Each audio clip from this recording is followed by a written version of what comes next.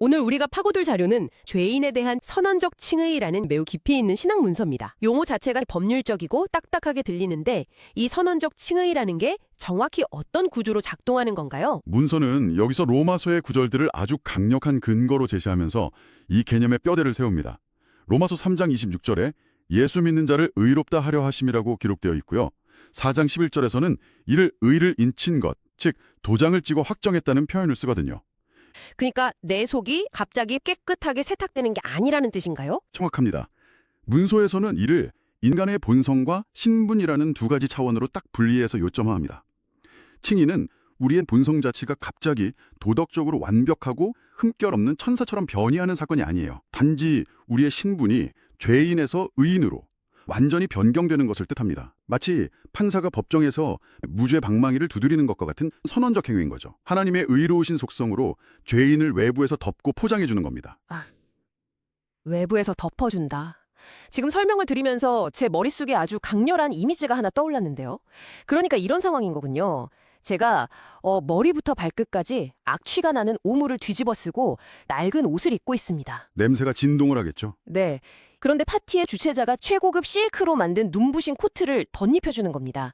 그리고 이 사람은 이제 나의 가장 귀한 VIP다. 누구도 이 사람을 내쫓을 수 없다. 와, 그 실크 코트 비유가 이 선언적 칭의의 핵심을 정확히 관통하고 있네요. 그런데 그 화려한 실크코트 안에 있는 제 모습은 여전히 더러운 상태로 있겠지요? 그쵸, 그대로 남아있죠. 하지만 적어도 이 파티 장소에서 저의 공식적인 신분과 대우는 완전히 바뀌어버렸잖아요. 그 최고급 실크 코트가 저를 완벽하게 덮고 있으니까요. 수많은 사람들을 종교적인 강박에서 해방시킨 엄청난 통찰입니다. 역사적으로 보면 인간은 늘 자신의 내면에 묻은 진흙을 스스로 털어내려고 평생을 발버둥쳐 왔거든요. 고행을 하고 율법을 지키고 도덕적인 수행을 쌓으면서요. 네, 마르틴 루터 같은 위대한 종교 개혁자도 초기에는 자기 내면의 진흙을 견디지 못해서 하루에도 몇 시간씩 고해성사를 하며 스스로를 파괴할 정도로 괴롭혔으니까요. 하지만 이 문서는 내면의 본성을 스스로 완벽하게 개조하는 것은 인간에게 불가능하다는 아주 처절한 전제를 깔고 시작합니다. 그리고 그 불가능성 위에서 외부로부터 값없이 주어지는 실크코트, 즉 선언적 의의를 유일한 해결책으로 던지는 거죠. 외부에서 주어지는 코트. 좋습니다. 굉장히 명확해지네요. 그런데 여기서 제가 조금 뾰족한 질문을 하나 던져보겠습니다. 네, 해보시죠. 신분이 바뀌었다고 치죠. 제가 실크 코트를 입었습니다. 그런데 그 덧입혀진 의, 즉 그 실크 코트의 제작자는 정확히 누구입니까? 보통 우리가 기독교 교리를 떠올릴 때 조건 반사적으로 예수님의 십자가 대속, 그러니까 십자가에서 피 흘리신 성자 예수님의 희생만을 떠올리잖아요. 그렇다면 이 완벽한 의로움은 오직 그리스도의 의에만 100% 국한되는 건가요? 아주 예리한 질문입니다. 실제로 정말 많은 사람들이 칭의를 예수님 한 분의 외로운 희생으로 축소해서 이해하는 경향이 있어요. 막 분노한 신이 인간을 벌하려는데 착한 아들인 예수님이 끼어들어 대신 매를 맞고 우리를 빼돌린 것 같은 그런 드라마를 상상하곤 하죠. 저도 어릴 때 약간 그렇게 이해했던 것 같아요. 하지만 이 문서는 그런 얄팍한 오해를 반박하면서 신학적인 확장을 시도합니다. 문서에 따르면 그리스도는 하나님과 동등하신 분이므로 이 실크 코트는 단순히 성자 예수님만의 것이 아니라 원칙적으로 삼위일체 하나님의 의라고 불러야 마땅하다는 겁니다. 자, 구조적으로 정리해드리죠. 첫 번째, 역사적이고 물리적인 대속의 피는 성자 그리스도께서 십자가에서 흘리셨습니다. 코트의 재료를 목숨을 바쳐서 구해오신 거죠. 네, 가장 잘 알려진 부분이죠. 그런데 그 코트를 단순히 만들어두기만 하면 도대체 무슨 소용이 있겠습니까? 죄인인 인간이 그 은혜를 믿음으로 받아들이게, 즉 수납하게 하시는 분이 바로 성령이십니다. 이게 두 번째 단계입니다. 마치 거부하는 우리의 마음을 열고 택배를 두 손에 쥐어주듯이 은혜를 배달하시는 거죠. 아, 배달기사님 같은 역할이군요. 맞습니다. 그리고 세 번째, 마침내 법정의 최고 재판장으로서 너는 이제 무죄이며 완벽한 의인이다 라고 최종적인 판결봉을 두드리시는 분이 바로 성부 하나님이십니다. 와, 그러니까 이 구원이라는 게 단순히 예수님 혼자 총대를 맨 사건이 아니네요. 성자가 피를 흘리시고 성령이 그것을 우리 마음에 배달해 주시고 성부가 최종적으로 승인 도장을 딱 찍으신다. 그렇습니다. 왜 굳이 삼위일체 전체가 개입해야 했는가를 생각해보면 그 무게감이 완전히 다릅니다.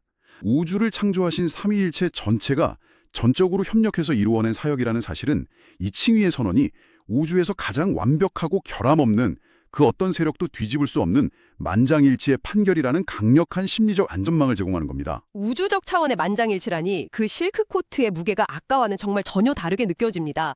자, 그런데 여기서 가장 현실적이고 실존적인 문제로 한번 넘어가 보죠. 법적으로 완벽한 의인이 됐어요. 그런데 현실은 어떻습니까? 당신의 어제 하루를 한번 돌아보십시오. 우리는 여전히 운전하다가 누군가에게 쌍욕을 하고 또 속으로 타인을 지독하게 미워하고 이기적인 선택을 매일같이 합니다. 하나님께서 나를 완벽하게 의인이라 선언해 주셨는데 나는 왜 여전히 이 찝찝한 진흙탕 속에 뒹굴고 싶어 하는가? 이 지독한 인지부조화와 모순을 우리는 도대체 어떻게 받아들여야 합니까? 방금 말씀하신 그 인지부조화가 바로 기독교 역사상 수많은 신앙인들을 미치도록 괴롭혀온 교리와 현실 사이의 거대한 간극입니다. 이 모순을 설명하기 위해서 문서는 성경의 단호한 선포와 신학자의 뼈아픈 통찰을 나란히 가져와 대조시킵니다. 어떻게 대조를 하나요? 먼저 사도 바울이 선포한 로마서의 확신을 볼까요? 문서는 로마서 8장 1절에서 2절을 인용하면서 예수 안에서는 결코 정죄함이 없나니 라고 선언합니다. 그리고 33절, 34절을 통해서 의롭다 하시는 분이 하나님이시니 누가 정죄하려 라면서 아주 강력한 방어벽을 칩니다. 법적으로 완전히 영원한 면책특권을 받았다는 뜻이군요. 맞습니다. 신분상 의인이 된 사람은 살면서 매일 진흙을 묻히고 회개할지언정 결코 영원한 파멸로서의 정죄를 받지 않는다는 철통 같은 보장입니다. 하지만 이 보장에는 아주 치명적인 부작용이 따를 수밖에 없어요. 어떤 부작용인지 딱 알 것 같습니다. 나 이제 무슨 짓을 해도 지옥 안 가네? 우주가 나를 보증했으니까 그냥 내 마음대로 엉망으로 살아도 되겠네. 하는 그 교만함 아닙니까? 마치 특권의 시계 찌든 재벌 2세들처럼 말이죠. 정확합니다. 역사적으로도 이스라엘 백성들이 하나님의 선택을 받았다는 사실을 우리는 뭘 해도 특별하다는 오만한 선민의 식으로 변질시켰던 끔찍한 전례가 있죠.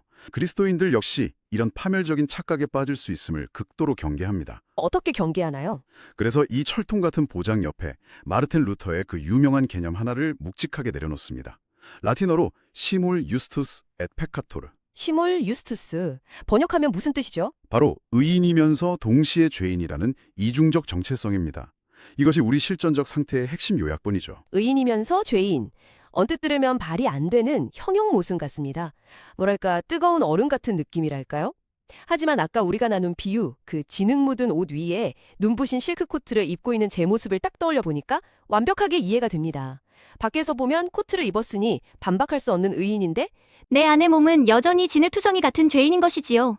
우리는 하나님 앞에서는 그리스도의 의로 인해 완전히 용서받은 의인이지만 우리 자신의 본성 안에서는 여전히 죄의 끈질긴 잔재와 피 터지게 싸워야 하는 죄인이라는 실존적 상태를 명확히 요약한 겁니다. 이것이 신학에서 말하는 용서받은 죄인의 진짜 의미거든요.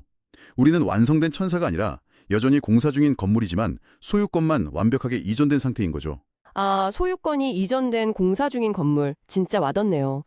그렇다면 이 이중적 정체성이 당신과 저에게 어떤 쓸모가 있을까요? 저는 이 의인이면서 죄인이라는 개념이 현대사회에서 우리가 반드시 장착해야 할 가장 강력한 심리적 균형추라고 생각합니다. 한번 생각해 보시죠. 우리는 누군가의 윤리적 실패를 목격할 때 가차없이 돌을 던지고 그 사람의 인생을 끝장내려 하잖아요. 하지만 내가 그 코트 속에 여전히 역겨운 진흙을 묻히고 있는 죄인이라는 사실을 뼈저리게 자각한다면 타인을 향해 핏대를 세우던 그 오만한 정죄를 멈추고 당연히 겸손해질 수밖에 없지 않을까요? 오, 그건 교만이라는 극단에서 우리를 구출해내는 작용이군요. 반대쪽 극단은 어떨까요? 반대로 내 자신의 아주 끔찍한 실수나 결점을 거울로 마주할 때 우리는 깊은 우울이나 스스로를 혐오하는 파괴적인 죄책감에 짓눌려 버립니다. 나는 쓰레기야, 나는 답이 없어 하면서요. 하지만 그 절망의 밑바닥에서 그럼에도 불구하고 우주의 창조자가 나에게 직접 이 완벽한 실크 코트를 입혀주셨지라는 사실을 기억해낸다면 우리는 그 파멸적인 절망에서 빠져나와서 다시 숨을 쉴 수 있는 겁니다. 정말 놀랍고도 실천적인 해석입니다. 남을 향한 광기 어린 교만과 나를 향한 지독한 절망, 이 두 가지 극단 사이에서 우리를 꽉 잡아주는 완벽한 균형추. 본성적 죄인이라는 자각으로 교만의 목을 꺾고 신분상 의인이라는 자각으로 절망의 늪을 빠져나오는 것. 문서가 의도한 바를 아주 정확히 짚어내셨습니다. 야, 이렇게 보니까 칭의라는 게 진짜 숨막히게 아름다운 교리네요. 그런데 여기서 종교개혁자 장 칼뱅의 무서운 경고를 인용합니다. 칼뱅은 위선자와 이름뿐인 그리스도인들은 정죄를 받는다. 네, 잠깐만요. 이건 도저히 그냥 넘어갈 수가 없네요. 아까 분명히 로마서 8장 들먹이면서 결코 정죄함이 없다. 누가 우리를 정죄하려 라면서 우주적 합의가 끝났다고 그렇게 철통 방어를 쳐주지 않았습니까? 네, 그랬죠. 그런데 이제 와서 갑자기 정죄를 받는다고요? 이거 은혜라고 실컷 줘놓고 다시 뺏어가는 거 아닙니까? 앞뒤가 전혀 안 맞잖아요. 하하, 하지만 이 경고는 칭의 자체를 부정하는 것이 아니라 믿음의 진정성이 어떻게 작동하는지를 날카롭게 찔러 들어간 겁니다. 입술로는 믿는다고 떠들지만 실제 삶에서는 아무런 영적인 몸부림이나 회개가 없는 사람, 켈빈은 그런 위선자와 이름뿐인 교인들은 칭의가 취소된 것이 아니라 애초에 칭의의 사건이 일어난 적이 없었다고 선언하는 겁니다. 와, 진짜 소름 돋네요. 그들이 입고 있는 코트는 자기가 가짜로 만들어 입은 모조품일 뿐이니까요. 진짜 믿음이 아니라는 겁니다. 뼈를 아주 세게 때리는 지적이네요. 코트를 입은 자격증만 목에 걸고 다닐 뿐이지 실제로는 하나님과 말씀에 순종하려 하지 않는 사람들을 향한 최후 통첩이군요. 맞습니다. 우주적인 면책 특권이 결국 범죄의 라이센스가 될 수 없다는 걸 이렇게 무섭게 못 박아버리는 거죠. 그래서 논문의 저자는 죄인에 대한 칭해라는 주제의 말미에 과제를 남겨두고 다음 장으로 침묵하며 넘어갑니다. 어떤 과제입니까? 이 논문의 실체 즉 통전적 치이론의 핵심이 불량별 행하는 믿음으로 의와 구원을 얻는다는 개념이지 않습니까? 그 요체로서의 믿음의 정의를 다룰 것인데요. 이는 기독교의 역사적 변곡점이 될 것으로 기대됩니다. 와, 이제 마무리할 시간인데요. 오늘 우리는 이분법적인 엑스레이로는 결코 찍어낼 수 없는 인간 영혼의 복잡한 진단서를 함께 읽어내려왔습니다. 당신의 지적이고 영적인 그리고 가장 실전적인 탐구를 언제나 응원하며 오늘 우리의 심층 탐구는 여기서 마치겠습니다.